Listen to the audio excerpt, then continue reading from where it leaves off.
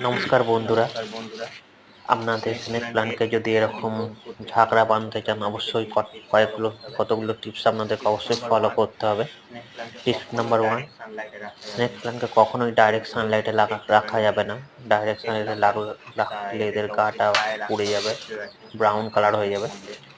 Tips number 2, অবশ্যই এদেরকে জলটা ঠিক বুঝে দিতে হবে। যখন মাটি শুকাবে তখনই জল দিতে হবে। অতিরিক্ত জল দিলে কিন্তু এদের রুট রট হয়ে গাছ পচে মারা যাবে। টিপস নাম্বার 3, এদেরকে সপ্তাহে 1 দিন অন্তত ভালো করে জল দিয়ে স্নান করে দিতে হবে। টিপস নাম্বার 4, এরা কিন্তু সেরকম কোনো সারের প্রয়োজন হয় না, তবে এদেরকে মাসে অন্তত একবার লিকুইড অর্গানিক ফার্টিলাইজার অবশ্যই দেন। এছাড়া এই গাছগুলোকে আপনারা ইনডোরে রাখতে পারেন।